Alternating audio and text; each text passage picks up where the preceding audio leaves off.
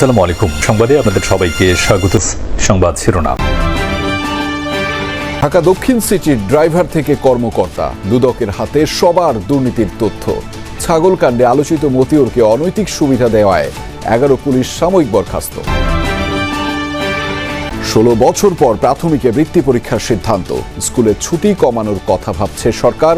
অক্টোবরের মধ্যে 150 উপজেলায় চালু হবে মিড ডে মিল।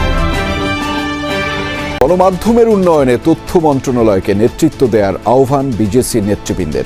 গোষ্ঠী স্বার্থের সাথে রাষ্ট্রের স্বার্থ একীভূত হলেই দায়িত্ব নেবে মন্ত্রণালয়, বললেন উপদেষ্টা। যে পরিবর্তন চান, এই পরিবর্তন কাগজে কলমে যতটুকুন করে দেওয়া যায় অন্তর্বর্তী সরকার সেটা করার জন্যই এই কমিটিটা গঠন করেছে। বাংলাদেশের রাজনীতির অন্যতম পুরোধা বদরুদ্দিন উমরের বিদায়। কেন্দ্রীয় শহীদ মিনারে কাল সর্বস্তরের শ্রদ্ধা। অপূরণীয় ক্ষতি হল বলছেন বিশিষ্টজনেরা। জাতীয় নির্বাচন নিয়ে কোনো শঙ্কা দেখছে না বিএনপি। ঠাকুরগাঁয়ে এমনটা বলেছেন দলের মহাসচিব মির্জা ফখরুল ইসলাম আলমগীর।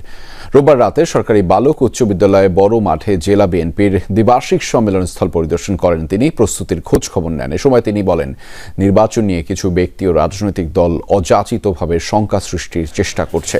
বাংলাদেশের মানুষ এসব সমর্থন করে না। যথাসময়ে নির্বাচন হবে এবং যা জনগণের কাছে গ্রহণযোগ্য হবে। বিএনপি মহাসচিব আরও বলেন, তরুণ ও পুরাতনদের নিয়ে সফল সম্মেলনের প্রস্তুতি নেওয়া হয়েছে। সোমবার ঠাকুরগাঁও জেলা বিএনপির দ্বিবার্ষিক সম্মেলন অনুষ্ঠিত হবে। ভার্চুয়ালি বক্তব্য দেবেন দলের ভারপ্রাপ্ত চেয়ারম্যান তারেক রহমান। আমরা জাতীয় নির্বাচনে কোনো শঙ্কা দেখি না, তবে আমরা একটু উদ্বিগ্ন যে কিছু কিছু সংখ্যক ব্যক্তি অথবা রাজনৈতিক দল তারা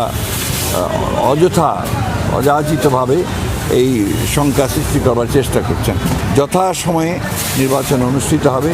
দেশে নির্বাচনের আবহ চলছে। দ্রুতই দেশে ফিরবেন তারেক রহমান। এতে নির্বাচনের প্রচারের অর্ধেক কাজ হয়ে যাবে বলে মন্তব্য করেছেন বিএনপির স্থায়ী কমিটির সদস্য সালাউদ্দিন আহমদ। বিকেলে রাজধানীতে এক আলোচনা সভায় তিনি এসব কথা বলেছেন। বিএনপির প্রতিষ্ঠা বার্ষিকী উপলক্ষে ডিপ্লোমা ইঞ্জিনিয়ার্স ইনস্টিটিউটে জাতীয়তাবাদী আয়কর আইনজীবী ফোরামের আলোচনা সভা। এতে বিএনপির স্থায়ী কমিটির সদস্য সালাউদ্দিন আহমদ বলেন, নির্বাচনের পথে কাঁটা বিছিয়ে লাভ নেই। দ্রুতই দেশে ফিরবেন তারেক রহমান। 2026 ফেব্রুয়ারির প্রথমার্ধে রমজান শুরু হওয়ার সপ্তাহখানেক আগে অথবা তারও আগে বাংলাদেশে জাতীয় সংসদ নির্বাচন অনুষ্ঠান হবে। যারাই বিভিন্ন রকম বিভ্রান্তিমূলক বক্তব্যের মধ্যে দিয়ে বিভ্রান্তি সৃষ্টি করার চেষ্টা করছে, তাদের সকলের উদ্দেশ্যে নসিহত হচ্ছে, আমরা এখন নির্বাচনে আবহের মধ্যে আছি। সারা দেশে নির্বাচনে আমেজ সৃষ্টি হয়েছে। অতি শিগগির আমাদের নেতা জনাব তারেক রহমান বাংলাদেশে প্রত্যাবর্তন করবেন। তিনি বলেন, গণপ্রতিনিধিত্ব আদেশ নিয়ে কিছু বিষয় অমূলক মনে হয়েছে। প্রতীক সংক্রান্ত নতুন প্রস্তাবে ছোট দলগুলো ক্ষতিগ্রস্ত হবে। দুই বা ততোধিক রাজনৈতিক দল যদি জোট করে নির্বাচনে, সেই সময় সেই দলের প্রতীক তাকে নিতে হবে বাধ্যতামূলকভাবে। তাহলে ক্ষুদ্র দলগুলো, ছোট ছোট দলগুলো জোট করবে কেন? তারা তো জোট করবে এটা বৃহৎ দলের সাথে জোট করে যাতে তারা জিততে পারে কয়েকটি আসনে। যদি তাকে তার মার্কা নিয়ে ইলেকশন করতে হয়, তাহলে সেটা তারা জোট করতে চাইবে না। তো এটা তো আমাদের সাথে আলোচনা হয়নি কোনো পর্যায়ে। সালাউদ্দিন আহমদ জানান, সাংবিধানিক সংস্কারের বিষয়ে যদি আলাপ আলোচনায় সম্মত হয় বিএনপি, তাহলে তা সংসদের মাধ্যমে বাস্তবায়ন করা হবে। এর বাইরে অন্য সংস্কারগুলো এখনই বাস্তবায়ন করা যায়। আমরা এখন কেন ধারাবাহিকতা ক্ষুণ্ণ করতে যাব? কি উদ্দেশ্যে? অবশ্যই না। তো সুতরাং সবারই শুভবুদ্ধির উদয় হোক। ঢাকা দক্ষিণ সিটি কর্পোরেশনের 5 কোটি টাকার জ্বালানি তেল খরচে অনিয়মের প্রাথমিক সত্যতা পেয়েছে দুদক। গত মে-জুন মাসে 40 দিন নগর ভবনের কার্যক্রম বন্ধ থাকলেও এমন খরচের বিষয়ে সদুত্তর দিতে পারেনি পরিবহন বিভাগ। তদন্তকারীরা জানিয়েছেন, ড্রাইভার থেকে ঊর্ধ্বতন কর্মকর্তা পর্যন্ত দুর্নীতিতে জড়িত। গত মে ও জুন মাসে 40 দিন বন্ধ ছিল ঢাকা দক্ষিণ সিটি কর্পোরেশনের কার্যক্রম। ওই সময় বিএনপি নেতা ইশরাক হোসেনকে মেয়রের দায়িত্ব বুঝিয়ে দেওয়ার দাবিতে আন্দোলন চলছিল। দুদকে আসা অভিযোগে বলা হয়, তখন অনেক কর্মকর্তা অফিসে না থাকলেও তাদের জন্য বরাদ্দ করা গাড়ির বিপরীতে প্রতিদিন 14 থেকে 15 লিটার তেল খরচ দেখানো হয়েছে। প্রতি মাসের মতো তখনও জ্বালানি খাতে খরচ দেখানো হয়েছে প্রায় 5 কোটি টাকা। দুর্নীতির অভিযোগে রোববার দুদকের পক্ষ থেকে অভিযান চালানো হয় নগর ভবনে।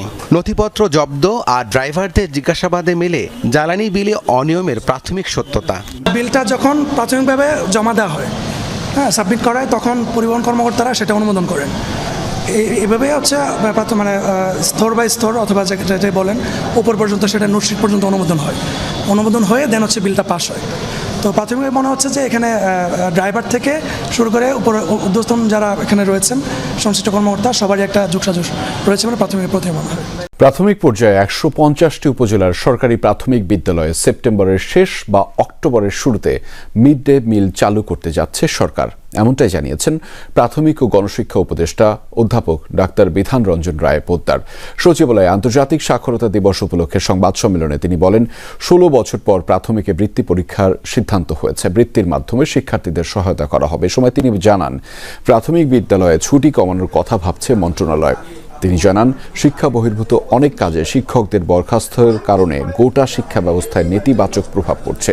প্রধান শিক্ষক হিসেবে পদোন্নতি পাওয়ার জন্য 32,000 শিক্ষক অপেক্ষমান আছে বলেও জানান প্রাথমিক ও গণশিক্ষা উপদেষ্টা। মিড ডে মিল 150টা উপজেলায় শিগগিরই চালু হয়ে যাচ্ছে। আর যে প্রক্রিয়াগুলো, ওই যে আমাদের প্রকিউরমেন্টের ক্ষেত্রে প্রক্রিয়া, এইটার ক্ষেত্রে বিষয় ট্রেনিং এর প্রসঙ্গগুলো, এগুলো এখন চালু আছে। ফলে আমি আশা করি আমরা পারবো এটা করতে। আমরা আশা করি সেপ্টেম্বরের শেষ বা অক্টোবরের শুরুতেই পারবো এটা। সরকার গণমাধ্যমের বিবর্তন ও গণমানুষের গণমাধ্যম হিসেবে দেখতে চায় উল্লেখ করে বন ও পরিবেশ উপদেষ্টা সৈয়দা রিজওয়ানা হাসান বলেছেন, কাগজে কলমে যতটুকু সংস্কার করা সম্ভব ততটাই সরকার করে যেতে চায়। ব্রডকাস্ট জার্নালিস্ট সেন্টার বিজেসি আয়োজিত মতবিনিময় সভায় এসব কথা বলেছেন তিনি। রাজধানীর একটি হোটেলে ব্রডকাস্ট জার্নালিস্ট সেন্টার বিজেসি আয়োজন করে গণমাধ্যম সংস্কার কমিশনের প্রতিবেদন পর্যালোচনা শীর্ষক মতবিনিময় সভা, যেখানে প্রতিবেদন পর্যালোচনার পাশাপাশি সাংবাদিকদের নিরাপত্তার বিষয়টি উঠে আসে। সরকার আপনাকে বড় জোর পলিসি দিতে পারে, কিন্তু ইমপ্লিমেন্টেশনটা পুরোপুরি মিডিয়ার হাতে। এখন বলেন যে এত টাকা আমি দিব, আয় আসবে কোত্থেকে? ডিটিএইচ গুলোকে আপনার আইন করে দিবে যে ডিটিএইচ গুলো আপনাদের যে সেলস আছে সেটার ডাটা তো ট্রান্সপারেন্ট, তারা জানে প্রতি হাউসে হাউসে কয়টা কানেকশন আছে, সেখান থেকে আপনাকে 30%, 40%, 50% রেভিনিউ শেয়ার করবে। আলোচনায় বিজিসির ট্রাস্টি ফাহিম আহমেদ বলেন, গণমাধ্যম সমাজের চতুর্থ স্তম্ভ, তবে এটি সঠিকভাবে প্রতিষ্ঠিত না হলে দেশ আগাবে না। বলেন, গণমাধ্যমের উন্নয়নে তথ্য মন্ত্রণালয়কেই নেতৃত্ব দিতে হবে। তথ্য এবং সম্প্রচার মন্ত্রণালয় আসলে গত 1 বছরে গণমাধ্যমের জন্য কি করেছে? যেসব টেলিভিশনের জনপ্রিয়তা প্রশ্নবিদ্ধ, সেগুলো 1, 2, 3, 4, 5 নম্বরে আসে। যেই পত্রিকার 1 কপি সার্কুলেশন নাই, সেই পত্রিকাকে 2.5 লাখ দেখিয়ে সুবিধা দেয়া। সরকারের উচিত এই যে গণমাধ্যম সংস্কার কমিশন যে প্রস্তাবনাগুলো দিয়েছে সেগুলোকে স্বীকৃতি দেয়া। সরকার এটা নিয়ে একটা কথাও বলেনি এখন পর্যন্ত। সভায় গণমাধ্যমকে গুরুত্ব দেওয়ার জন্য আলাদা কমিশন গঠন করা হয়েছে বলে জানান বন ও পরিবেশ উপদেষ্টা সৈয়দা রিজওয়ানা হাসান। মব ভায়োলেন্স নিয়েও কথা বলেন উপদেষ্টা। এত বছর যাবৎ নিজেদের অবস্থা কর্মপদ্ধতি আপনারা একভাবে দেখে এসছেন। এখন আপনারা যে পরিবর্তন চান, এই পরিবর্তন কাগজে কলমে যতটুকুন করে দেওয়া যায়, অন্তর্বর্তী সরকার সেটা করার জন্যই এই কমিটিটা গঠন করেছে। এবং মব জাস্টিস যখনই হচ্ছে, আমরা তখনই শুধুমাত্র বিবৃতি দিচ্ছি না, মবের সাথে যারা জড়িত তাদেরকে গ্রেফতার করছি, তাদেরকে আইনি প্রক্রিয়ার মুখোমুখিও করছি।